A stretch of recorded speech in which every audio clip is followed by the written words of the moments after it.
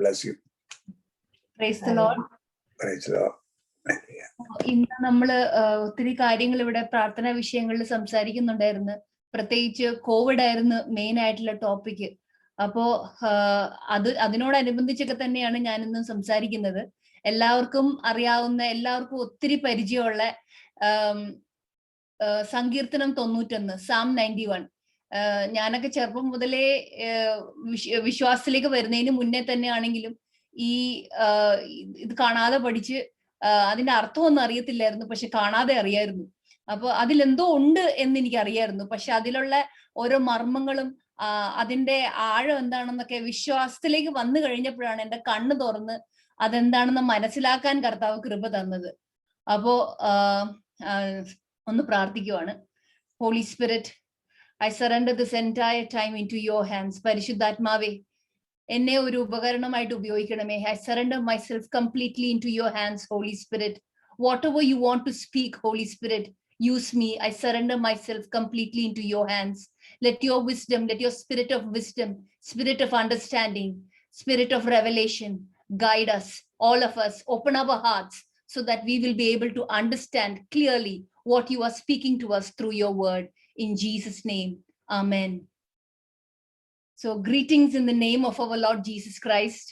At this time, I acknowledge our leadership, Thangu brother, Thomasooty brother, Binoy brother. അവരെല്ലാം ഞാൻ ഈ അവസരത്തിൽ acknowledge ചെയ്യുന്നു. എല്ലാ മഹത്വവും യേശുവിന്. അപ്പോ ഇന്ന് ഞാൻ ഒരു ഹെഡിങ് ഇട്ടിരിക്കുന്നത് ഇന്നത്തെ വിഷയത്തിന് സീക്രട്ട് പ്ലേസ് എന്നാണ്. രഹസ്യാറ, സീക്രട്ട് പ്ലേസ്. സോ സങ്കീർത്തനത്തിൽ 91 അധ്യായത്തില് 16 വാക്യങ്ങളുണ്ട്. ആ 16 വാക്യങ്ങളില് ആദ്യത്തെ 2 വാക്യമാണ് ഫൗണ്ടേഷൻ സ്ക്രിപ്ചർ. ആ 2 വാക്യത്തില് നമ്മള് ആഴമായിട്ട് നിന്നാല് ബാക്കിയുള്ള 3 മുതൽ 16 വരെയുള്ള വാക്യങ്ങളെല്ലാം അതിന്റെ ബെനിഫിറ്റ്സ് ആണ്. ഈ ആദ്യത്തെ 2 വാക്യങ്ങളിൽ നമ്മൾ ഉറച്ചു നിന്നാലുള്ള ഗുണങ്ങള്. ഇപ്പൊ നമ്മള് ഒരു ജോലിക്ക് കയറിയാല്, ഒരു ഗവൺമെന്റ് ജോലിക്ക് വല്ലതും കയറിയാൽ ഒത്തിരി ബെനിഫിറ്റ്സ് കിട്ടും.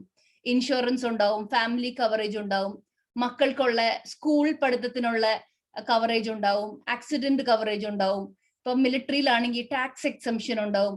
അങ്ങനെ ഒത്തിരി ബെനിഫിറ്റ്സ് നമ്മൾ ഒരു പ്രത്യേക ജോലികളിൽ കയറുമ്പോൾ കിട്ടും. അപ്പൊ അതുപോലെ there are lot of benefits. നമ്മൾ കർത്താവിന്റെ പ്രസൻസിൽ ഇരിക്കുമ്പോൾ, കർത്താവായിട്ട് ഒത്തിരി കൂട്ടായ്മ ആചരിക്കുമ്പോൾ അതിന്റെ പുറകെ കൂട്ടി യോജിപ്പിക്കുന്ന ഒത്തിരി ബെനിഫിറ്റ്സ് ഉണ്ട്. അതാണ് ഈ സങ്കീർത്തനത്തിന്റെ 91 3 മുതൽ 16 വരെ എന്തൊക്കെയാ ബെനിഫിറ്റ്സ്, നമ്മൾ കർത്താവിന്റെ സന്നിധിയിൽ ഇരിക്കുമ്പോൾ ഉള്ള ഗുണങ്ങൾ എന്തൊക്കെയാണെന്നാണ്. പക്ഷെ ഇത് മുഴുവനും വ്യാഖ്യാനിക്കാൻ നമ്മുടെ ഈ ചെറിയ സമയം കൊണ്ട് എനിക്ക് സാധിക്കുമെന്ന് തോന്നുന്നില്ല. അപ്പൊ മെയിൻ ആയിട്ട് ഫോക്കസ് ചെയ്യുന്ന ആദ്യത്തെ 6 വാക്യങ്ങളാണ്. ബാക്കിയുള്ളതൊക്കെ നമുക്കൊന്ന് ഓടിച്ചു നോക്കാം. അപ്പോ നമ്മളിത് തുടങ്ങുമ്പോൾ നമ്മള് ഫസ്റ്റ് ഒരു വ്യക്തിയെ നമുക്ക് മനസ്സിലാക്കണമെങ്കിൽ, അല്ലെങ്കിൽ ഒരു കല്യാണം ആലോചിക്കുവാണ്. അപ്പൊ നമ്മൾക്ക് ആ ചെറുക്കൻ നമ്മുടെ മകൾക്ക് യോജിച്ചതാണോ, നല്ല ചെറുക്കനാണോ എന്നൊക്കെ നമ്മൾക്കൊന്ന് അന്വേഷിച്ചു നോക്കണം. അപ്പൊ ആ ചെറുക്കന്റെ സ്വഭാവം എന്താണെന്ന് മനസ്സിലാക്കണമെങ്കിൽ ആ ചെറുക്കന്റെ ചുറ്റുപാടുള്ള ഉറ്റ സുഹൃത്തുക്കള്, കൂട്ടുകാര്, the friends that he associate with, അവരെ ഇൻവെസ്റ്റിഗേറ്റ് ചെയ്താൽ മതി. whom you associate with, you will have an influence with them. നമ്മൾ ഏറ്റവും കൂടുതൽ ആരുടെ കൂടെയാണ് സമയം സ്പെൻഡ് ചെയ്യണത്, അവരുടെ സ്വഭാവ രീതികള്, അവരുടെ ഭാഷാ ശൈലികള് ഒത്തിരി നമ്മളിലേക്ക് ഒട്ടിച്ചേരും. അപ്പോ ഞാനൊരു എക്സാമ്പിൾ പറയുവാണെങ്കിൽ, എൻ്റെ ഒരു ഫ്രണ്ട് ഉണ്ട്. ആ ഫ്രണ്ടിന്റെ കൂടെ തൃശ്ശൂരിൽ നിന്നാണ്. അപ്പൊ ആ ഫ്രണ്ടിന്റെ കൂടെ ഒത്തിരി നേരം 2-3 മണിക്കൂറൊക്കെ ഞങ്ങൾ ചില ദിവസങ്ങൾ സംസാരിക്കും. ഒത്തിരി നേരം സംസാരിച്ചു കഴിഞ്ഞിട്ട് പിന്നെ ഞാൻ എൻ്റെ മമ്മീനെ വിളിക്കുമ്പോ എന്റെ മമ്മി ചോദിക്കും, നീ എവിടെ പോയിട്ടാ, നീ എവിടെന്നാ വരുന്നേ, നീ ആരുടെ കൂടെയായിരുന്നു ടൈം സ്പെൻഡ് ചെയ്തതെന്ന് ചോദിക്കും. കാര്യം അത് കഴിഞ്ഞിട്ടുള്ള എൻ്റെ അപ്പോൾ മുഴുവനുള്ള സംസാരം മുഴുവനും തൃശ്ശൂർ ഭാഷയായിരിക്കും. Because whom I associated with, അവരുടെ കുറച്ച് രീതികളും ശൈലികളൊക്കെ എൻ്റെ കൂടെ അങ്ങ് ഒട്ടിച്ചേർന്നു. അപ്പോ നമ്മൾ ആരുടെ കൂടെയാണ് ഇടപഴകുന്നത് എന്നുള്ളത് നമുക്ക് ഒത്തിരി ടൈം സ്പെൻഡ് ചെയ്യുന്നത് we have to be very careful. Because അവരുടെ സ്വഭാവ ശൈലികൾ, അവരുടെ രീതികള് എല്ലാം നമ്മുടെ കൂടെ ഒട്ടിച്ചേരും. അതാണ് നമ്മുടെ ബൈബിളിൽ പറയണ കൂട്ടായ്മ, വിശ്വാസികളായിട്ടുള്ള കൂട്ടായ്മ വളരെ പ്രധാനമാണെന്ന്. അപ്പൊ നമ്മൾ അന്യോന്യം വിശ്വാസത്തിൽ ബലപ്പെടുത്തും. ഞാൻ ഇതല്ല പറഞ്ഞു വരുന്നത് ഏറ്റവും ബെസ്റ്റ് ആയിട്ട് കൂട്ടായ്മ ആചരിക്കാൻ നല്ലത് കർത്താവ് തന്നെയാണ്. കർത്താവിന്റെ കൂടെ കൂട്ടായ്മ നമ്മൾ ആചരിക്കുമ്പോ കർത്താവിന്റെ ആ സ്വഭാവം, കർത്താവിന്റെ ഇഷ്ടങ്ങള്, കർത്താവിന്റെ ഹൃദയത്തിലെ ആലോചനകള് എല്ലാം നമ്മളിലേക്ക് ഒട്ടിച്ചേരാൻ തുടങ്ങും. അപ്പൊ എന്താ, ആ കർത്താവിന്റെ സ്വഭാവം നമ്മളിലേക്ക് വരാൻ തുടങ്ങും. ഇങ്ങനെ ഒരു വചനമുണ്ട് മലാക്കി പ്രവാചകന്റെ പുസ്തകത്തില് 3-ാം അധ്യായം 6-ാം വാക്യം, ഞാൻ തന്നെ പറയാം. For I am the Lord, I do not change. കർത്താവ് മാറത്തില്ല, ഹീസ് കോൺസ്റ്റന്റ്. നമ്മൾ ഓരോ ഫ്രണ്ട്സിനോട് പോകുമ്പോൾ ചില സമയത്ത് they are in A high mood, ചിലവർ ബാഡ് മൂഡ് ആയിരിക്കും. അവരിങ്ങനെ ഗ്രാഫ് പോലെ ഭയങ്കര ഫ്ലക്ച്വേറ്റിംഗ് ആയിരിക്കും. പക്ഷേ നമ്മുടെ കർത്താവ് ഹീസ് കോൺസ്റ്റന്റ്. നമുക്ക് എപ്പോഴും ആശ്രയിക്കാം. എപ്പോ ചെന്നാലും കർത്താവ് ഗുഡ് മൂഡ് ആയിരിക്കും. നമ്മുടെ ലൈഫിലെ ഏറ്റവും മോശമായ അവസ്ഥയിൽ കർത്താവിന്റെ അടുത്ത് ചെന്നാലും കർത്താവ് സ്നേഹത്തോടെ നമ്മളെ സ്വീകരിക്കും. ഏറ്റവും ബെസ്റ്റ് ലെവലിൽ നിൽക്കുമ്പോഴും കർത്താവിന്റെ അടുത്ത് പോയാൽ കർത്താവ് നമ്മളെ സ്വീകരിക്കും. ചിലവരോട് നമ്മുടെ പോലെ ദാരിദ്ര്യവും കടപരമായ കടഭാരങ്ങളും രോഗാവസ്ഥയുള്ള അവസരങ്ങളിലൊക്കെ നമ്മുടെ ഉറ്റ സുഹൃത്തുക്കളുടെ അടുത്ത് ചെല്ലുമ്പോൾ ചിലവരൊക്കെ നമ്മളിൽ നിന്ന് പതിയെ പുറകോട്ട് മാറാൻ തുടങ്ങും. അവർക്ക് ഈ കൂട്ടായ്മ വേണ്ട. എന്താ, അവർക്ക് ഭാരമാവും. ചിലപ്പോ അവർക്ക് ഇനി കാശ് തന്ന് നമ്മളെ സഹായിക്കേണ്ടി വന്നാലോ. അപ്പൊ മനുഷ്യരെ നമുക്ക് വിശ്വസിക്കാൻ പറ്റില്ല. നമ്മുടെ ഫിനാൻഷ്യൽ സ്റ്റേറ്റസ്, ഹെൽത്ത് സ്റ്റേറ്റസ് അനുസരിച്ച് പല മനുഷ്യരും പല രീതിയിലായിരിക്കും നമ്മളോട് ബിഹേവ് ചെയ്യണത്. പക്ഷേ അവർ God, he's a constant, he will never change. ഇപ്പൊ നമ്മൾ ഒരു പാപാവസ്ഥയിലോ അഴുക്കായിട്ടുള്ള ജീവിത രീതിയിൽ കിടന്നിട്ട് പിന്നെയും തിരിച്ച് കർത്താവിന്റെ അടുത്ത് എന്നാലും he's reliable. You can run back to him. മുഴുവൻ സ്നേഹം മാത്രമേ കർത്താവിന് തരാനുള്ളൂ. അത്രയ്ക്ക് നല്ലൊരു ദൈവമാണ്. ആ ദൈവമായിട്ട് നമ്മൾ കൂട്ടായ്മ ആചരിക്കുമ്പോഴും what I meant is fellowship, spending time with God. You tend to get his nature. സ്നേഹം നമ്മുടെ ഉള്ളിൽ നിറയാൻ തുടങ്ങും, സന്തോഷം നിറയാൻ തുടങ്ങും, എപ്പോഴും ഒരു സമാധാനമായിരിക്കും. You become like whom you associate with more frequently. അപ്പോ ഇത് യോഹന്നാൻ സുവിശേഷത്തില് 15-ാം വാക്യം 5-ാം അധ്യായത്തില് യേശു പറയുന്നുണ്ട്, without me you can do nothing. യേശുവെ കൂടാതെ നമുക്കൊന്നും ചെയ്യാൻ പറ്റത്തില്ല. അപ്പൊ കർത്താവിന്റെ കൂടെ ഒട്ടിച്ചേർന്ന് നിന്ന് ഓരോ കാര്യങ്ങളും ചെയ്യുമ്പോൾ നമ്മുടെ കഴിവിന്റെ പരിധിക്കപ്പുറമായിട്ട് നമുക്ക് ചെയ്യാൻ സാധിക്കും.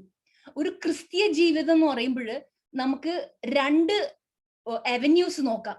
ഒരു ക്രിസ്ത്യൻ ലൈഫ്, നമുക്ക് ഒത്തിരി റൂൾസ് ആൻഡ് റെഗുലേഷൻസ് ഫോളോ ചെയ്യാം. നീ അത് ചെയ്യരുത്, ഇത് ചെയ്യാൻ പാടില്ല, ആ റൂൾസ് ഫോളോ ചെയ്യണം.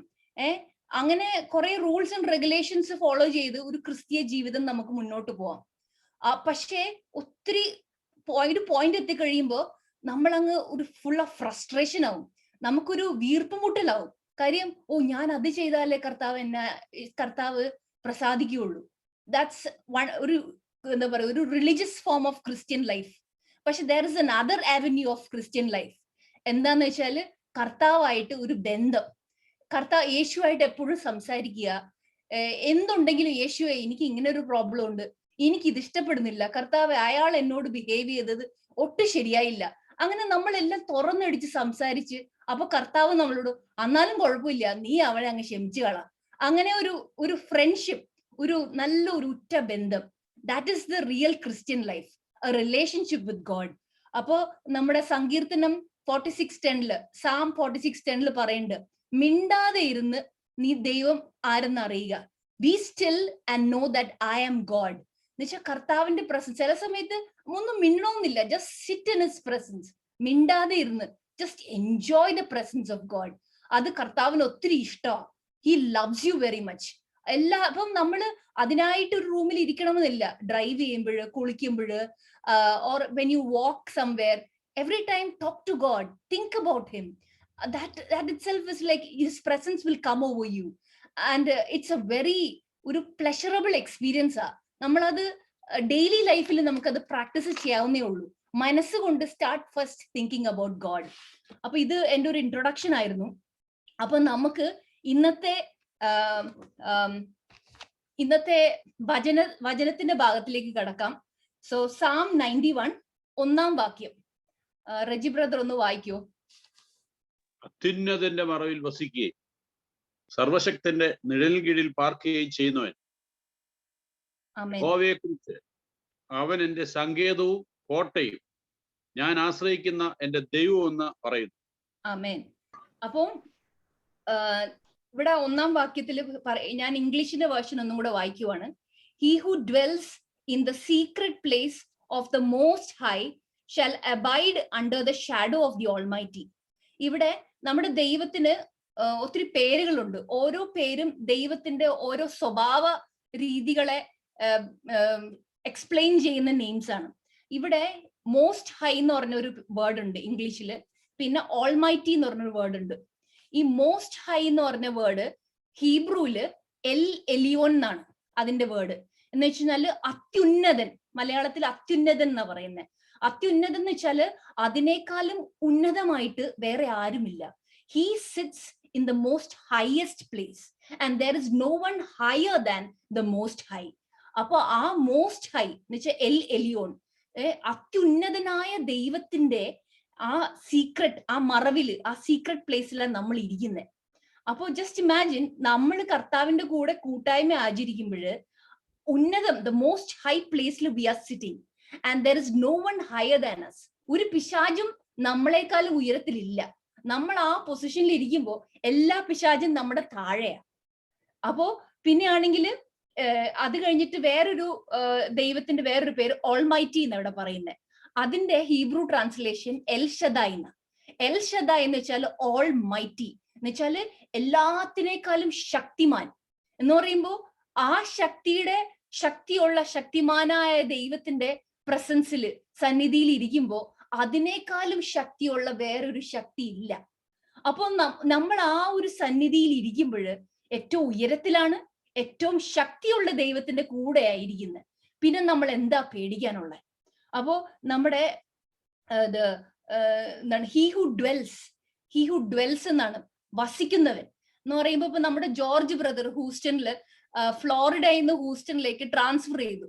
അപ്പോ ട്രാൻസ്ഫർ ചെയ്തപ്പോ ജോർജ് ബ്രദർ വീട്ടിലുള്ള കട്ടിലും ഡൈനിങ് ടേബിളും ചെയറും സോഫായും എല്ലാം കൊണ്ടാ വന്നത്. എന്തിനാ? ഹൂസ്റ്റണിൽ വസിക്കാൻ. തൽക്കാലത്തേക്കല്ല, അവിടെ ഉറപ്പിച്ച് ജീവിക്കാൻ വേണ്ടി, സെറ്റിൽ ഡൗൺ ചെയ്യാൻ വേണ്ടിയാ വന്നത്. ഇപ്പൊ ഫ്ലോറിഡയിൽ ബാക്കിയൊന്നും ഇല്ല, വേണമെങ്കിൽ തിരിച്ച് വിസിറ്റിന് പോവാം. പക്ഷെ ഇപ്പൊ വാസസ്ഥലം ജോർജ് ബ്രദറിന്റെ ഇപ്പൊ ഹൂസ്റ്റണിലാണ്. അപ്പൊ നമുക്ക് പറയാം സെറ്റിൽ ഡൗൺ ആയി അവിടെ. അതുപോലെ നമ്മൾ കർത്താവിന്റെ സന്നിധിയിൽ അങ്ങ് സെറ്റിൽ ഡൗൺ ആണ്. നമ്മൾ അവിടെ ഉറപ്പിച്ചിരിക്കുക. നമ്മുടെ കട്ടിലും ചട്ടിയും കലവും നമ്മുടെ ഡൈനിങ് ടേബിളും ചെയറും എല്ലാ സാധനങ്ങളും കൊണ്ടുവന്ന് കർത്താവിന്റെ സന്നിധിയിൽ നമ്മൾ അങ്ങ് സെറ്റിൽഡ് ആണ്. ഇനി ഇതാണ് എന്റെ സ്ഥലം, ഇവിടുന്ന് ബാക്കിയുള്ളിടത്ത് പോയി ഞാൻ ഭരിക്കും, പല കാര്യങ്ങൾ ചെയ്യും. പക്ഷേ എന്റെ വാസസ്ഥലം, എന്റെ എന്താ പറയാ, എന്റെ എപ്പിക് സെന്റർ, എന്റെ മെയിൻ റൂളിംഗ് സ്ഥലം, ഡൽഹിയിലെ സ്ഥാനം എന്നൊക്കെ പറയില്ലേ, നമ്മുടെ പ്രധാനമന്ത്രി ഇരിക്കുന്ന സ്ഥാനം, അതുപോലെ ദൈവത്തിന്റെ മകളായ ഞാൻ ഇരിക്കുന്ന, അല്ലെങ്കിൽ ജോർജ് ബ്രദർ ഇപ്പൊ ഇരിക്കുന്ന അവിടുത്തെ കർത്താവിന്റെ സന്നിധിയിൽ, ആ പ്രസൻസിലാണ് ഞാൻ ഇരിക്കുന്നത്. എന്റെ ഫർണിച്ചർ എല്ലാം അവിടെയാ, ഞാൻ അവിടെയാ സെറ്റിൽ ചെയ്തിരിക്കുന്നത്. ചിലരല്ലേ കല്യാണമൊക്കെ കഴിച്ചു, ഇനി ഞങ്ങളൊന്ന് സെറ്റിൽ ആകാൻ പോവാ. അതുപോലെ നമ്മള് യേശുവിനെ സ്വീകരിച്ചു കഴിയുമ്പോൾ നമ്മൾ സെറ്റിൽ ആയിരിക്കുക കർത്താവിന്റെ സന്നിധിയിൽ. That's called the dwelling place. This scripture is so rich. ഈ വചനത്തിൽ തന്നെ നമുക്ക് ഒത്തിരി നേരം ഇരിക്കാം. അപ്പോ എന്താണ്, നമ്മൾ പറഞ്ഞു മോസ്റ്റ് ഹൈ എന്ന് വെച്ചാൽ ഏറ്റവും അത്യുന്നതൻ. രണ്ടാമത്തെ പറഞ്ഞു ഓൾ മൈറ്റി, എൽ ഷദായ്, സർവശക്തൻ. ഇത്രം ഈ ദൈവത്തിന്റെ സന്നിധിയിലാണ് നമ്മൾ ഇരിക്കുന്നത്. അപ്പോ അവിടെ ഇരിക്കുമ്പോ ഒത്തിരി ഗുണങ്ങളുണ്ട്. അത് നമ്മൾ ഓരോന്നായിട്ട് നമുക്ക് വിശദീകരിക്കാം. അപ്പോ നമുക്ക് ഈ മോസ്റ്റ് ഹൈ എന്ന് പറയുമ്പോൾ നമുക്ക് എഫേസ്യ ലേഖനത്തില് 1-ാം അധ്യായത്തില് ആ ഭാഗം ഞാൻ ഒന്ന് ഓടിച്ചു പറയാം. കർത്താവ് യേശുവിനെ ഉയർത്തെഴുന്നേൽപ്പിച്ചിട്ട് പിതാവാം ദൈവത്തിന്റെ വലത് ഭാഗത്ത് ഇരുത്തിയിരിക്കുവാണ്. ആ വലത് ഭാഗം എന്താണ്? ഫാർ അബവ് എല്ലാ വാഴ്ചകളും അധികാരങ്ങളും ശക്തികളും എല്ലാ നാമവും എല്ലാത്തിനേക്കാളും ഉയരത്തിലുള്ള ഒരു സ്ഥാനത്തിലാണ് യേശുവിനെ പിതാവിന്റെ വലത് ഭാഗത്ത് ഇരുത്തിയിരിക്കുന്നത് എന്നാണ് എഫേസ്യരിൽ 1-ാം ലേഖനത്തിൽ പറയണേ. അപ്പൊ അതെന്താണ്? അത്യുന്നതമായ ഒരു പൊസിഷനിലാണ് യേശു ഇപ്പൊ ഉയർത്തെഴുന്നേറ്റ് പിതാവിന്റെ വലത് ഭാഗത്ത് ഇരിക്കുന്നത്. അപ്പൊ നമ്മൾ എവിടെയാ? നമ്മുടെ കാര്യം നമുക്ക് നോക്കണ്ടേ? യേശു പിതാവിന്റെ വലത് ഭാഗത്താണ്. അത് അത്യുന്നതമായിട്ടുള്ള ഒരു പൊസിഷനില. എല്ലാ വാഴ്ചകളും അധികാരങ്ങളും യേശുവിന്റെ കാൽ കീഴില. അപ്പൊ നമ്മുടെ കാര്യം എഫേസ്യോസ് ലേഖനത്തില് 2-ാം അധ്യായം 4, 5, 6 രജി ബ്രദർ ഒന്ന് വായിക്കൂ. 2, 4, 5, 6 Ephesians chapter 2, verse 4, 5, 6. കരുണാസമ്പന്നനായ ദൈവമോ നമ്മെ സ്നേഹിച്ച മഹാസ്നേഹ നിമിത്തം അതിക്രമങ്ങളാൽ മരിച്ചവരായിരുന്ന നമ്മെ ക്രിസ്തുവിനോടുകൂടെ ജീവിപ്പിക്കുകയും കൃപയാലത്രേ നിങ്ങൾ രക്ഷിക്കപ്പെട്ടിരിക്കുന്നു. ക്രിസ്തുയേശുവിൽ നമ്മെക്കുറിച്ചുള്ള വാത്സല്യത്തിൽ തന്റെ കൃപയുടെ അത്യന്ത ധനത്തെ വരും കാലങ്ങളിൽ കാണിക്കേണ്ടതിന് ക്രിസ്തുയേശുവിൽ അവനോടുകൂടെ ഉയർത്തെഴുന്നേൽപ്പിച്ച് സ്വർഗത്തിലിരുത്തുകയും ചെയ്തു. ആമേൻ. അപ്പോ ഞാന് ഈ ഇംഗ്ലീഷ് വേർഷനിൽ ഒന്നും കൂടെ പറയാം. കുറച്ച് വ്യത്യാസമുണ്ട്. മേ ബി അതിന്റെ ട്രാൻസ്ലേഷന്റെ ഓർഡറിലായിരിക്കും ആ വ്യത്യാസം വന്നിരിക്കുന്നത്. രണ്ടില് എഫേഷ്യൻസ് 2 പറയുന്നത്, God made us alive together with Christ. നമ്മളെ ക്രിസ്തുവിന്റെ കൂടെ ജീവിപ്പിച്ചു കർത്താവ് പിതാവാം ദൈവം. ജീവിപ്പിക്കുക മാത്രമല്ല, നമ്മളെ raised us up together. ക്രിസ്തു ഉയർത്തെഴുന്നേറ്റപ്പോ നമ്മളും ഉയർത്തെഴുന്നേറ്റു. എന്നിട്ട് made us sit together. ക്രിസ്തുവിന്റെ കൂടെ നമ്മളെ ഇരുത്തി. എവിടെയാ ഇരുത്തിയത്? ക്രിസ്തു എവിടെ ഇരിക്കുന്നേ? പിതാവിന്റെ വലതുഭാഗത്ത്. അപ്പൊ ഇവിടെ പറയണത് made us sit together with Christ. അപ്പൊ we are made, ക്രിസ്തുവിന്റെ കൂടെ പിതാവിന്റെ വലതുഭാഗത്ത് നമ്മളും ഇരിക്കുക. It's a seat of power. എന്നിട്ട് പറയാ എവിടെ ഇരിക്കുന്നേ? In the heavenly places in Christ Jesus. അപ്പൊ നമ്മളും ആ അത്യുന്നതന്റെ ആത്മാവില് നമ്മുടെ spirit man is seated there constantly. അത് നമ്മുടെ മനസ്സുകൊണ്ട് we have to be aware that we are seated at the right hand of our Father. ക്രിസ്തുവില് പിതാവിന്റെ വലതുഭാഗത്ത്.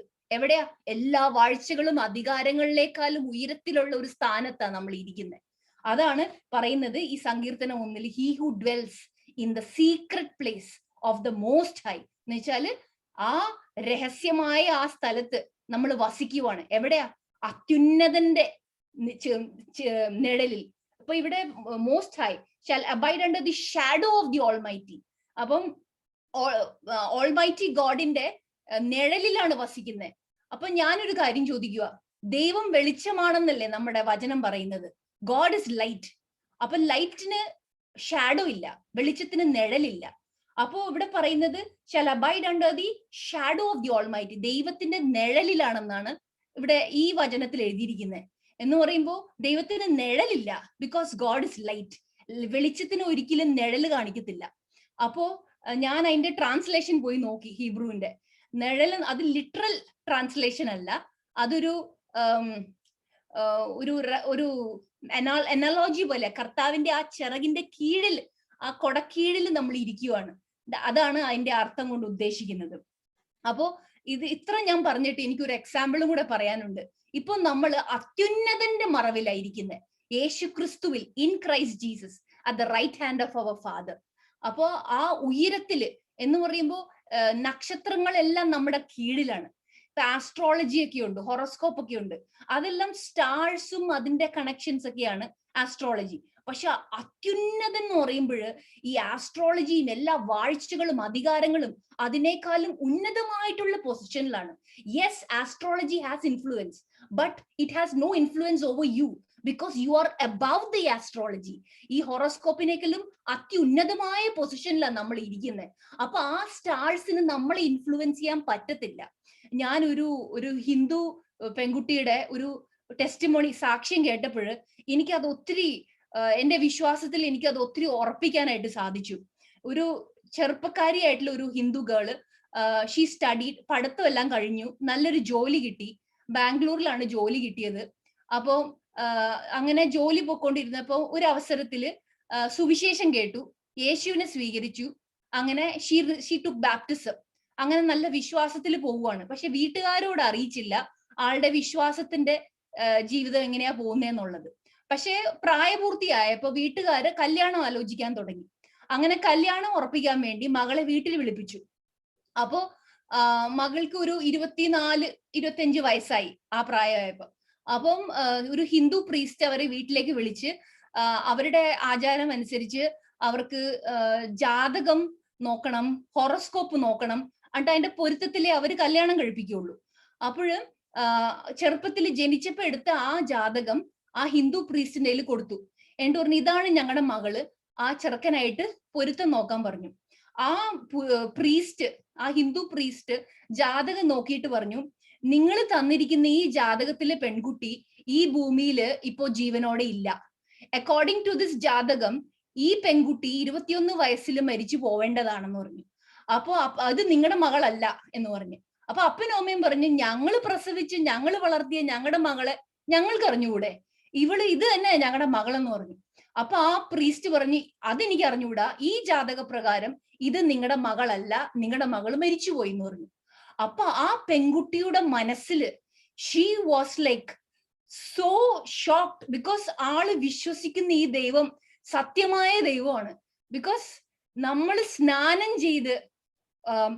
ചെയ്ത് പുറത്തേക്ക് വരുമ്പോൾ വി ഡൈ വിത്ത് ക്രൈസ്റ്റ്. ഞാൻ നേരത്തെ എഫേസ്യോസ് ലേഖനത്തിൽ പറഞ്ഞ പോലെ പിതാവ് നമ്മൾ മരിച്ച് ക്രിസ്തുവിന്റെ കൂടെ നമ്മൾ ഉയർത്തെഴുന്നേറ്റ് നമ്മൾ ക്രിസ്തുവിന്റെ കൂടെ പിതാവിന്റെ വലത് ഭാഗത്ത് നമ്മൾ ഇരുത്തിയിരിക്കുകയാണ്. പിശാചിന് നമ്മളെ ഇപ്പൊ കാണാൻ പറ്റത്തില്ല. ഒരു ശാസ്ത്രത്തിനും ഒരു ആസ്ട്രോളജിക്കും നമ്മളെ നോട്ടമിട്ട് കണ്ടുപിടിക്കാൻ പറ്റില്ല. ബിക്കോസ് അതിനേക്കാളും ഉയരമുള്ള പൊസിഷനിലാണ് നമ്മളിപ്പോ ഇരിക്കുന്നത്. അതെല്ലാം നമ്മുടെ കീഴെയാ. അപ്പോ ഈ പെൺകുട്ടി ഇത് കേട്ടതോടുകൂടി അവളുടെ വിശ്വാസം ഒന്നും കൂടെ അങ്ങ് ഉറച്ചു. അയ്യോ, ഞാനിനി ഇതിലേക്കില്ല, ഞാൻ വിശ്വസിക്കുന്നത് ഉന്നതമായ ദൈവത്തിലാ. ആദ്യം തന്നെ ഒന്നും കൂടെ ആ പെണ്ണുകുട്ടി അങ്ങ് വിശ്വാസത്തിൽ ഉറച്ചു. ഇത് കേട്ടപ്പോ എന്റെ വിശ്വാസവും കൂടി ഉറച്ചു. എനിക്ക് ഇനി ഇതിനെ ഒന്നും പേടിക്കണ്ട, ഞാൻ ഉയരത്തിലായിരിക്കുന്നെ. എന്റെ കർത്താവിന്റെ മറവില് ഉന്നതമായ ആ ഒരു പൊസിഷനിൽ ഇരിക്കുമ്പോ ഒരു ബാധ എന്നെ തൊടത്തില്ല, ഒരു കൊറോണ എന്റെ അടുത്ത് വരത്തില്ല. ഫസ്റ്റ് നമ്മുടെ മനസ്സിൽ നമ്മൾ ഉറപ്പിക്കണം. ഉറപ്പിച്ചു കഴിഞ്ഞ് നമ്മുടെ വാ കൊണ്ട് വിളിച്ചു പറയണം. പിന്നെ ഒന്നും നമ്മുടെ അടുത്ത് വരത്തില്ല. നമുക്ക് ഇമ്മ്യൂണിറ്റി ആയി.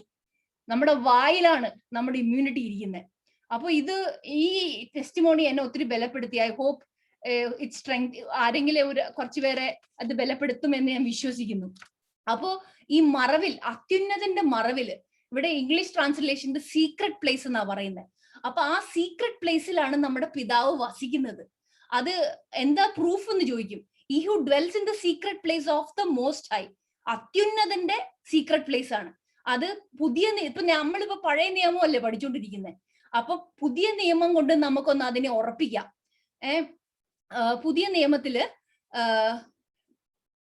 നിയമത്തില് മത്തായി മാത്യു ചാപ്റ്റർ 6 വേഴ്സ് 6.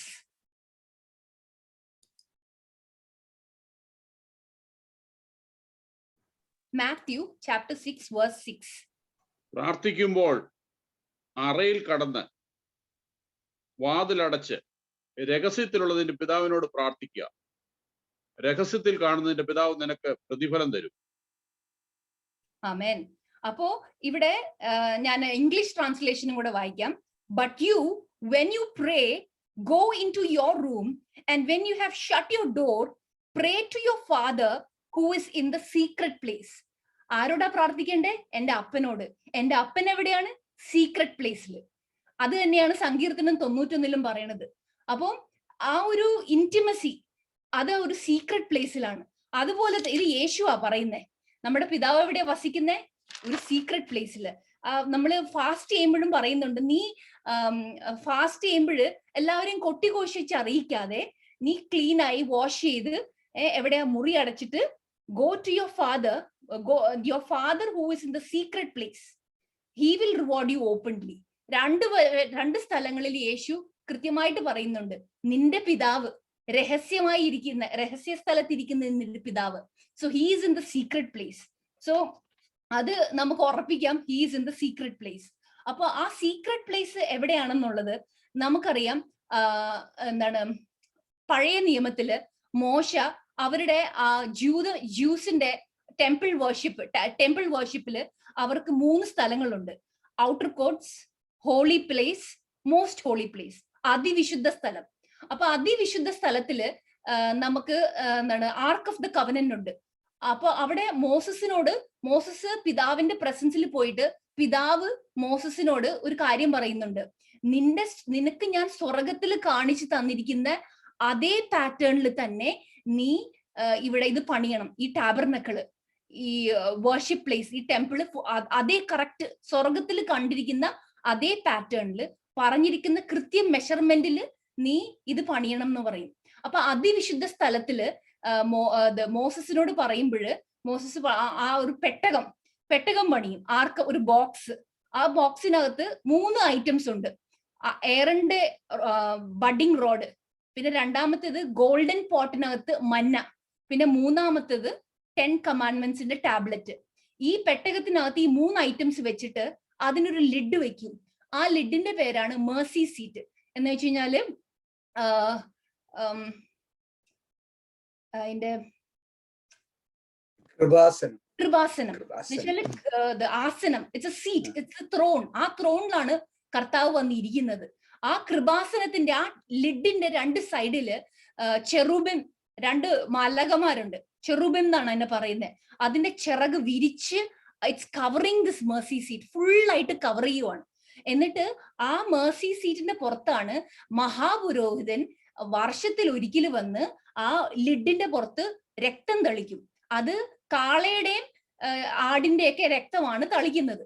എന്നിട്ട് ആ തളിക്കുമ്പോൾ ആ മേഴ്സി ആ ലിഡിന്റെ പുറത്ത്, എന്ന് വെച്ചാൽ ദാറ്റ്സ് ദ സീറ്റ്, അതൊരു ത്രോൺ ആണ്. അതിന്റെ അവിടെയാണ് കർത്താവിന്റെ പ്രസൻസ് വരുന്നത്. ആ സ്ഥലത്താണ് പിതാവാം ദൈവമായിട്ട് നമ്മൾ മീറ്റ് ചെയ്യണത്, നമ്മൾ സംസാരിക്കുന്നത്. നമുക്ക് കർത്താവിന്റെ പ്രസൻസ് അവിടെയാ വരുന്നത്. അപ്പൊ ഇത് സ്വർഗത്തിലെ അതേ പാറ്റേണിന്റെ റെപ്ലിക്കയാണ് മോസസ് ഉണ്ടാക്കിയത്. അപ്പോ ഇവിടെ ഞാനിപ്പോ പറഞ്ഞതെല്ലാം കൃത്യമായിട്ട് കൂടുതൽ വായിക്കണമെങ്കിൽ പുറപ്പാട് പുസ്തകത്തില് 25-ാം അധ്യായത്തിൽ 1 മുതൽ 23 വരെ ഇത് കഴിഞ്ഞിട്ട് വായിച്ചാല് കൃത്യമായിട്ട് മനസ്സിലാക്കാൻ പറ്റും ഡീറ്റെയിൽസ്. പക്ഷേ അതിന്റെ ഒരു ഭാഗം എനിക്ക് വായിക്കാൻ ആഗ്രഹമുണ്ട്. Exodus 25:21 and 22. അവിടെ പറയുവാണ്, ആ പെട്ടകത്തിന്റെ ആ കൃപാസനത്തിന്റെ അവിടെ ദൈവം മോശയോട് പറയുവാണ്, and there I will meet you. ഞാൻ നിന്നെ കണ്ടുമുട്ടും, കൂടിമുട്ടും. എവിടെയാണ്? ആ കൃപാസനത്തിന്റെ സ്ഥലത്ത്. അതാണ് secret place. And there I will meet you. ഞാൻ നിന്നായിട്ട് മീറ്റ് ചെയ്യും. And I will speak with you. അവിടെയാണ് കർത്താവ് നമ്മളോട് സംസാരിക്കുന്നത്, കർത്താവ് നമ്മളായിട്ട് കൂട്ടിമുട്ടുന്നത്. From above I will speak with you from above the mercy seat. ആ ത്രോണിൽ നിന്ന് ഞാൻ നിന്നോട് സംസാരിക്കും. എവിടെയാ? From between the 2 cherubim which are on the ark of the testimony. ആ 2 മാലാകമാരുടെ നടുക്ക് അവിടെയാണ് കർത്താവിന്റെ പ്രസൻസ്. അവിടെയാണ് കർത്താവ് നമ്മളെ മീറ്റ് ചെയ്യുന്നത്. അവിടെയാണ് കർത്താവ് നമ്മളോട് സംസാരിക്കുന്നത്. അതേ സ്ഥലമാണ് ഈ സങ്കീർത്തനം 91 1-ാം വാക്യത്തിൽ പറയുന്നത്, he who dwells in the secret place എന്ന് പറയുമ്പോ ആ ചെറുബിമിന്റെ ആ ചിറകിന്റെ കീഴിൽ, അതാണ് ഷാഡോ. അവിടെ കർത്താവിന്റെ പ്രസൻസ് ഉണ്ട്. അവിടെ നമ്മൾ കർത്താവിന്റെ കൂടെ ഇരിക്കുമ്പോൾ we speak with the Lord, he talk to us. That is the very precious place, secret place. അപ്പോ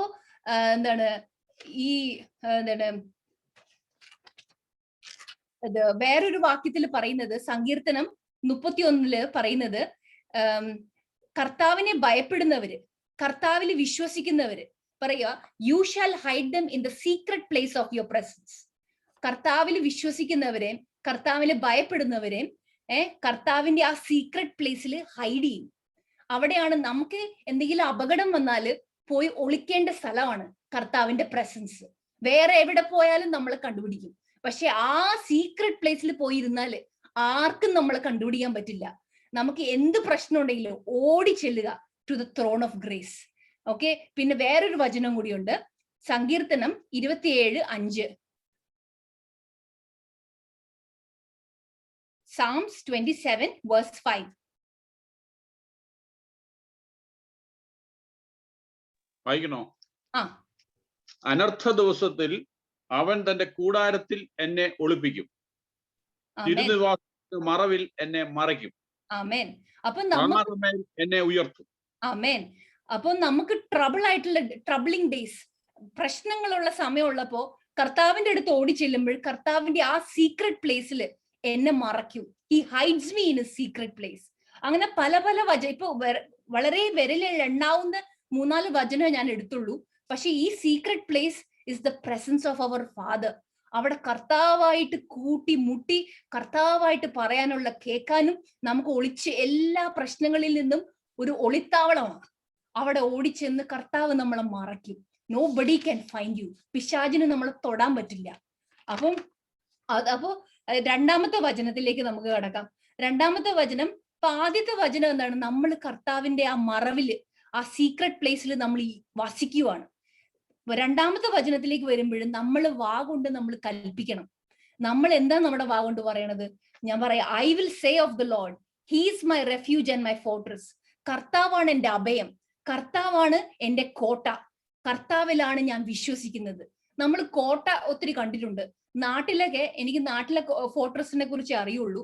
ബേക്കൽ ഫോർട്ട് ഉണ്ട് തലശ്ശേരിയില്. ഗോവയില് ചപ്പോറ എന്ന് പറഞ്ഞ ഒരു ഫോർട്ട് ഉണ്ട്. ഈ ദിൽ ചാത്ത ഹേ എന്ന് പറഞ്ഞ മൂവി പിടിച്ച ഒരു ഫോർട്ടാണ് അത്. പിന്നെ ഗോൾക്കൊണ്ട ഫോർട്ട് ഹൈദരാബാദിലുണ്ട്. ഇതൊക്കെ ഓരോ രാജാക്കന്മാര് പണിത ഫോർട്ടാണ്. ഫോർട്ട് എന്ന് പറയുമ്പോൾ ഒരു ലാൻഡ്സ്കേപ്പില് ഏറ്റവും ഉയർന്നു നിൽക്കുന്ന ഒരു സ്ഥലമാണ് ഫോർട്ട്. അപ്പോ ഈ രാജാക്കന്മാരൊക്കെ യുദ്ധത്തിന്റെ കാലത്ത് ആ ഉയർന്ന സ്ഥലത്ത് നിന്ന് അവർ ചുറ്റുപാട് നോക്കുമ്പോൾ ശത്രുക്കളെ ദൂരത്ത് നിന്ന് തന്നെ കാണാം. എന്നിട്ട് അവർക്ക് ഇറ്റ്സ് ലൈക്ക് ഒരു വാൻറ്റേജ് പോയിന്റ് ആണ്. പെട്ടെന്ന് ശത്രുക്കളെ അവർക്ക് ഡിഫീറ്റ് ചെയ്യാവുന്ന ഒരു സ്ഥലമാണ്.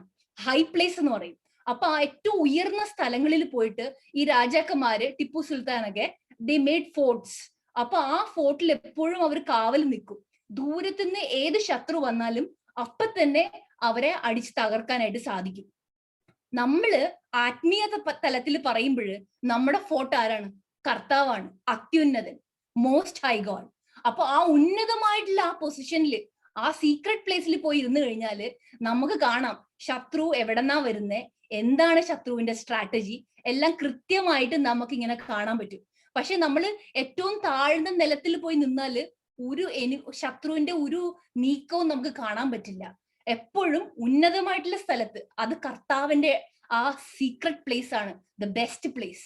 ആ ഫോർട്രസിൽ നിന്ന് വേണം എപ്പോഴും നമ്മുടെ യുദ്ധത്തിന്റെ സ്ട്രാറ്റജീസ് എല്ലാം കർത്താവിന്റെ കൂടെ പ്ലാൻ ചെയ്യാൻ. അപ്പോ ഇവിടെ പറയുവാണ് രണ്ടാം വാക്യത്തില്, ഐ വിൽ സേ, അതാണ് ഫസ്റ്റ് വേർഡ്. ഞാൻ സംസാരിക്കും, ഞാൻ ഡിക്ലെയർ ചെയ്യും, ഞാൻ എന്റെ വാ കൊണ്ട് പറയും. എന്ന് വെച്ചാല് പ്രോവേർബ്സില് ഒരു വാക്യമുണ്ട്, 18-ാം അധ്യായം 20-21 പറയുക, death and life is in the power of my tongue. മരണവും ജീവനും എന്റെ നാവിൻ തുമ്പിലെ ഇരിക്കുന്നത്. അപ്പോ എന്റെ ജീവിതത്തില് ലൈഫ് വേണമെങ്കിൽ ഞാൻ തന്നെ എന്റെ നാവ് കൊണ്ട് ജീവൻ വിളിച്ചു പറയണം. ഞാൻ മരണത്തിന്റെ വാക്കുകൾ പറയുവാണെങ്കിൽ എന്റെ ജീവിതത്തിലെ മേഖലകളിൽ മരണത്തിന്റെ റിസൾട്ട്സ് ആയിരിക്കും ഞാൻ കാണുന്നത്. So I have responsibility to speak words of life into my life, into the life of everyone in my life. പിന്നെയാണെങ്കിൽ യോബിന്റെ പുസ്തകത്തില് 22-ാം അധ്യായം 28-ാം വാക്യത്തില് പറയുവാണ്, you will also decree. Decree എന്ന് വെച്ചാല് ഒരു രാജാവ് സിംഹാസനത്തിൽ ഇരുന്നിട്ട് പറയുവാണ്, ആരെവിടെ, ഒരു ഗ്ലാസ് പാല് വരട്ടെ, അങ്ങനെ അല്ലെങ്കിൽ ബടാ ഇങ്ങോട്ട് വരൂ, അങ്ങോട്ട് പോകൂ. അങ്ങനെ രാജാക്കന്മാർ, they just decree things and things happen. Why? They are kings. അതുപോലെ യോബിന്റെ പുസ്തകത്തിൽ പറയുവാണ്, നീ ഒരു കാര്യം നിന്റെ നാവ് കൊണ്ട് നീ ഡിക്രി ചെയ്യുക, കൽപ്പിക്കുക. അപ്പൊ എന്ത് പറ്റും? It will be established for you. അപ്പൊ നമ്മൾ ചില കെട്ടിടങ്ങളുടെ മുമ്പിൽ ഒരു മാർബിൾ ഇങ്ങനെ കൊത്തി വെച്ചിട്ടുണ്ടാവും, എസ്റ്റാബ്ലിഷ്ഡ് ഇൻ 1890 അങ്ങനെ എഴുതിയിട്ടുണ്ടാവും. അതുപോലെ ഞാൻ എന്റെ നാവ് കൊണ്ട് കൽപ്പിക്കുന്ന കാര്യങ്ങള് എന്റെ ജീവിതത്തില് അടിത്തറയിട്ട് അതങ്ങ് എസ്റ്റാബ്ലിഷ് ആവുകയാണ്. അപ്പോ എന്റെ ഓരോ വാക്കുകളും ഞാൻ പറയുമ്പോൾ അതിങ്ങനെ എസ്റ്റാബ്ലിഷ് ചെയ്ത് ഇങ്ങനെ പണിത് വരുക. അപ്പൊ ആ വാക്കുകളുടെ ഇടയിൽ നമ്മൾ മരണവാക്കൊന്നും പറയരുത്. ജീവൻ വെച്ച് ദൈവത്തിന്റെ ആ പറയുന്ന ഓരോ വചനത്തിന് വെച്ചിട്ട് നമ്മൾ കൽപ്പിക്കുമ്പോൾ നമ്മൾ അടിത്തറയിട്ട് നല്ലൊരു സ്ട്രോങ് കോട്ടയാ പണിന്ന്. അതും ആ സീക്രട്ട് പ്ലേസിലിരുന്ന് നമ്മൾ കൽപ്പിക്കുമ്പോൾ എല്ലാം നമുക്ക് കാണാം. നമ്മൾ ഫ്ലൈറ്റിലിരുന്ന് കാണുമ്പോൾ നമുക്ക് ആ സിറ്റി മുഴുവനും കാണാം. പക്ഷെ നമ്മൾ ഈ വീട്ടിൽ ഇരുന്ന് നോക്കുമ്പോൾ നമ്മുടെ അപ്പുറത്തെ വീട് മാത്രമേ കാണുള്ളൂ. അതാണ് ഉന്നതങ്ങളിൽ ഇരുന്ന് നോക്കുമ്പോൾ ഉള്ള അഡ്വാൻറ്റേജ്. അപ്പോ ഈ രണ്ടാം വാക്യം ഞാൻ ഒന്നും കൂടെ പറയുവാണ്, ഐ വിൽ സേ, ഞാൻ പറയുന്ന വാക്കുകൾ, വാട്ട് ആം ഐ സേയിങ്? കർത്താവാണ് എന്റെ അഭയം, കർത്താവാണ് എന്റെ ആശ്രയം, കർത്താവാണ് എന്റെ കോട്ട, ഞാൻ കർത്താവിലാണ് വിശ്വസിക്കുന്നത്. ഞാൻ വാ കൊണ്ട് വിളിച്ചു പറയുമ്പോൾ അവിടെ എസ്റ്റാബ്ലിഷ് ആകുവാണ്, അവിടെ സ്ഥാപിതമാകുവാണ്. അപ്പോ പിശാചിന് അതിനെതിരായിട്ട് എന്റെ മനസ്സിൽ കോട്ട പണിയാൻ സാധിക്കത്തില്ല. അപ്പൊ നമ്മൾ ആദ്യത്തെ 2 വചനം നമ്മൾ ക്ലിയർ ചെയ്തു. ഈ 2 വചനത്തില് ആദ്യം പറയണത് ഞാൻ വസിക്കണം അത്യുന്നതന്റെ മറവില്. രണ്ടാമത് പറയണത് ഞാൻ പറയണം. എന്താ പറയണ്ടേ? കർത്താവാണ് എന്റെ അഭയം. അപ്പൊ ഇത് രണ്ടും പറഞ്ഞ് ഇത് രണ്ടിലും വാചനങ്ങളിൽ നമ്മൾ എസ്റ്റാബ്ലിഷ്ഡ് ആയി കഴിയുമ്പോൾ പിന്നെ നമുക്ക് വരുന്ന ബെനിഫിറ്റ്സ് ആണ്. ഞാൻ സമയം അതിക്രമിച്ചു കഴിഞ്ഞിരിക്കുന്നു, അതുകൊണ്ട് ബെനിഫിറ്റ്സ് ഞാൻ പെട്ടെന്ന് ഓടിച്ചിട്ട് പറയാം. അപ്പോ മൂന്നാമത്തെ വാക്യത്തിൽ പറയുന്നത് എന്താണ്? Surely he shall deliver you from the snare of the fowler and from the perilous pestilence. ഇത് പഴയ ഇംഗ്ലീഷാണ്, അതുകൊണ്ട് കുറച്ച് കട്ടിയായിട്ട് തോന്നും. ഇതിനെ ഉദ്ദേശിക്കുന്നത് ഈ ആദ്യത്തെ രണ്ട് വാക്യമില്ലേ, നമ്മൾ കർത്താവിന്റെ മറവിൽ വസിക്കുവാണ്, നമ്മുടെ വാ കൊണ്ട് പറഞ്ഞു കർത്താവാണ് എന്റെ അഭയം എന്ന്. അപ്പൊ എന്താ ബെനിഫിറ്റ്? തീർച്ചയായിട്ടും പിശാചിന്റെ കെണിയിൽ നിന്ന് നമ്മളെ രക്ഷിക്കും കർത്താവ്. മാരകമായ രോഗങ്ങള്, കോവിഡ് പോലത്തെ രോഗങ്ങളിൽ നിന്ന് കർത്താവ് എന്നെ വിടുവിക്കും. ഇത് രണ്ടെണ്ണമാണ് മൂന്നാമത്തെ വാക്യത്തില്. എന്ന് പറയുമ്പോൾ കെണി, പിശാചിന്റെ കെണി. ഇപ്പൊ നമ്മുടെ വീട്ടിൽ എലി ശല്യം ഉണ്ടെങ്കിൽ നമ്മൾ ആ എലീനെ ട്രാപ്പ് ചെയ്യാൻ ഒരു കെണി വെക്കും. ആ കെണിയിൽ നമുക്കറിയാം, നമ്മൾ കുറച്ച് സ്റ്റഡി ചെയ്യണം. ഈ എലി ഈ വഴി കൂടിയാ വരുന്നത്, എലിക്ക് ഇഷ്ടമുള്ള ഭക്ഷണം എന്താണെന്ന് കണ്ടുപിടിക്കണം. പിന്നെ എലി ഏത് റൂട്ടിൽ കൂടിയൊക്കെയാ പോണത് അവിടെയൊക്കെ ട്രാപ്പ് വെക്കണം. പിന്നെ എലിക്ക് ഏറ്റവും രുചികരമായിട്ടുള്ള ഫുഡ് വേണം അതിനകത്ത് കെട്ടിവെക്കാൻ. അപ്പൊ അതൊരു ട്രാപ്പാണ്. അതുപോലെ പിശാച് നമ്മളെ പഠിക്കും, ഇവളുടെ വീക്ക്നെസ് എന്താണ്, ഇവളെ എന്ത് കെണി പെടുത്തിയാലാണ് അവളെ എനിക്ക് പെട്ടെന്ന് കെണിയിൽ വീഴ്ത്താൻ പറ്റുക. പിന്നെ നോക്കും, പിശാച് നോക്കും ഏത് അവസരത്തിലാണ് അവളെ ഒറ്റയ്ക്ക് കിട്ടണത്, എന്താണ് ആരെ കൊണ്ട് ഇവളെ ഞാൻ കെണിയിൽ വീഴ്ത്തിക്കാൻ പറ്റും. അങ്ങനെ പിശാച് നമ്മളെ സ്റ്റഡി ചെയ്യും, നമ്മളെ ട്രാപ്പിൽ വീഴ്ത്തും. അപ്പൊ ഇങ്ങനത്തെ കെണികളിൽ നിന്ന് കർത്താവ് നമ്മളെ വിടുവിക്കുന്ന പറയുന്നത്. അപ്പൊ നമ്മുടെ പുതിയ നിയമത്തിലും യേശു പറയുന്നുണ്ട്, നമ്മുടെ ആ ഫാദർ എന്ന് പറഞ്ഞ പ്രാർത്ഥനയിൽ ജീസസ് പറയുന്നുണ്ട്, and lead us not into temptation. എന്നുവെച്ചാൽ ടെംപ്ടേഷൻ എന്ന് വെച്ചാൽ കെണികൾ, പിശാച് ഉണ്ടാക്കുന്ന പ്രലോഭനങ്ങള്, അതിലൊന്നും വീഴ്ത്താതെ കർത്താവെ ഞങ്ങളെ കാത്തുകൊള്ളണേ എന്ന് യേശു ആ പ്രാർത്ഥനയിലൂടെ നമ്മളെ പഠിപ്പിക്കുന്നുണ്ട്. അതാണ് മൂന്നാം വാക്യം. പിന്നെ നമ്മുടെ നാലാം വാക്യത്തിൽ ചിറകിൻ കീഴിൽ, നമ്മുടെ തോമസ് ഊട്ടി ബ്രദർ തരുന്ന ടീച്ചിങ്ങിന്റെ ടൈറ്റിൽ ആണ് ചിറകിൻ കീഴിൽ, അണ്ടർ ഹിസ് വിങ്സ്. അപ്പൊ ആ വചനം ഞാൻ ഒരു പ്രാവശ്യം പറഞ്ഞിട്ട് ഞാൻ ഒരു എക്സാമ്പിളും കൂടെ പറയാം. He shall cover you with his feathers and under his wings you shall take refuge. ആ സീക്രട്ട് പ്ലേസിന്റെ രണ്ട് വശത്ത് ചെറുബും ചിറക് വിരിച്ചിങ്ങനെ ഇരിക്കുക. ആ ചിറകിന്റെ കീഴിൽ അവിടെയാ നമ്മൾ ഇരിക്കുന്നത്. അപ്പൊ he shall cover you with his feathers and under his wings you shall take refuge എന്ന് പറയുമ്പോൾ കർത്താവിന്റെ ചിറകിന്റെ കീഴിലാണ്.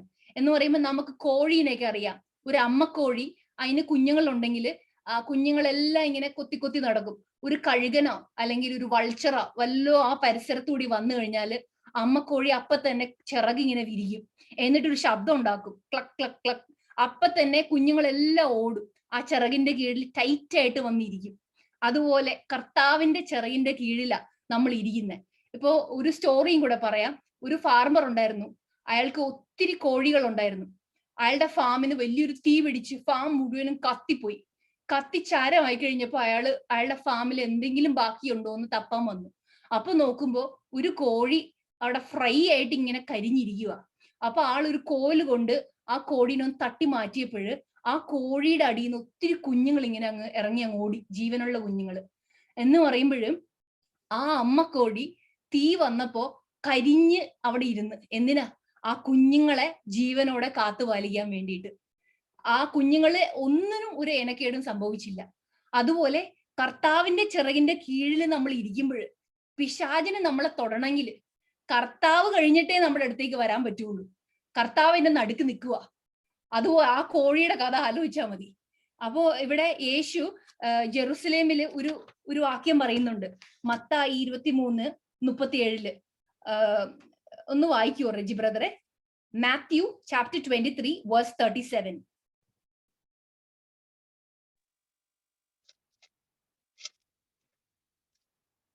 യെരൂശലേമേ യെരൂശലേമേ, പ്രവാചകന്മാരെ കൊല്ലുകയും നിന്റെ അടുക്കൽ അയച്ചിരിക്കുന്നവരെ കല്ലെറിയുകയും ചെയ്യുന്നവളെ, കോഴി തന്റെ കുഞ്ഞുങ്ങളെ ചിറയിൻ കീഴിൽ ചേർക്കും പോലെ നിന്റെ മക്കളെ ചേർത്തുകൊള്ളുവാൻ എനിക്ക് എത്ര വട്ടം മനസ്സായിരുന്നു, നിങ്ങൾക്കോ മനസ്സായില്ല.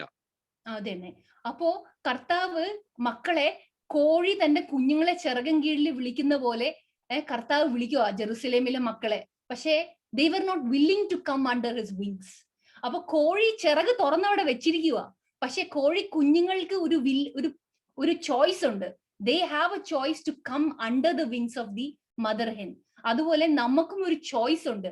കർത്താവിന്റെ ചിറകിൻ കീഴിൽ പോയി ഇരിക്കണോ അല്ലെങ്കിൽ സ്വന്തമായിട്ട് ജീവിതം പൊരുതണോ എന്നുള്ളത്. പക്ഷെ കർത്താവ് എപ്പോഴും വിളിക്കുക, വാ എന്റെ സന്നിധിയിലേക്ക് വാ, is calling you, come under my wings. ആ പ്രൊട്ടക്ഷനിൽ ഒരു ബാധയേക്കത്തില്ല, ഒരു പിശാചും നമ്മളെ തൊടത്തില്ല. കർത്താവിന്റെ ദൂതന്മാരെയാ നമ്മളെ ഏൽപ്പിച്ചിരിക്കുന്നത്, ആ ചിറകങ്ങളിൽ ഇരിക്കുന്ന നമ്മളെ.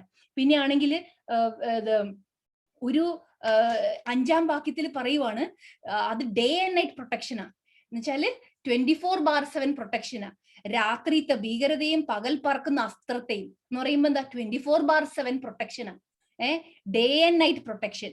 പിന്നെ ആണെങ്കിൽ നമ്മള് ഈ അമേരിക്കയിൽ എന്തെങ്കിലും എമർജൻസി വന്നാൽ നമ്മൾ ഡയൽ ചെയ്യും 911. അതുപോലെ നമുക്ക് ആ 911 ഇനി മുതൽ ഡയൽ ചെയ്യണ്ട, നമുക്ക് ഈ 91 Psalm 91 verse 1 ഡയൽ ചെയ്താൽ മതി. കർത്താവിന്റെ മറവില് ആ സീക്രട്ട് പ്ലേസിൽ പോയിരുന്നാൽ മതി. ഇനി മുതൽ അതാവട്ടെ നമ്മുടെ 911. നമ്മൾ ആ 911 ഡയൽ ചെയ്യുമ്പോൾ ദൂതന്മാര് വരും, നല്ല അലാമടിച്ച് ഓടി വരും. കർത്താവിന്റെ ആ ചിറകിന്റെ കീഴിലാണ് നമ്മൾ ഇരിക്കുന്നത്. എല്ലാ പരിപാലനവും എല്ലാ സംരക്ഷണവും ഒരു ബാധയേക്കത്തില്ല, ഒരു പിശാചും തൊടത്തില്ല. എല്ലാ മാലാകമാരുടെയും സീക്രട്ട് സർവീസ് പ്രൊട്ടക്ഷനാണ് നമുക്കുള്ളത്. ആരോഗ്യം, സംരക്ഷണം, പിന്നെന്താ ദീർഘായുസ് നൽകി നിന്നെ ഞാൻ തൃപ്തനാക്കും. പിന്നെ എന്താ വേണ്ടത്?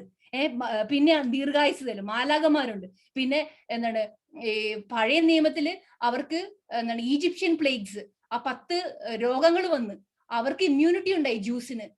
അവരെന്താ രക്തം തെളിച്ചു, അത് കാളയുടെയും പശുവിന്റെയും രക്തമായിരുന്നു തളിച്ചത്. പക്ഷേ ഇപ്പൊ വരുന്ന ഒരു പ്ലേഗും നമ്മളെ തൊടത്തില്ല. കാര്യം എന്താ? സർവശക്തനായ ദൈവത്തിന്റെ രക്തമാ നമ്മുടെ പടിയിൽ തളിച്ചിരിക്കുന്നത്. അപ്പൊ how much more powerful protection we have, so much അവര് ജൂതന്മാർക്ക് ആ ഈജിപ്ഷ്യൻ പ്ലേഗിൽ നിന്ന് രക്ഷപ്പെടാവെങ്കിൽ ആ കാളയുടെ രക്തം കൊണ്ട്, how much more protection we have through the precious blood of Jesus.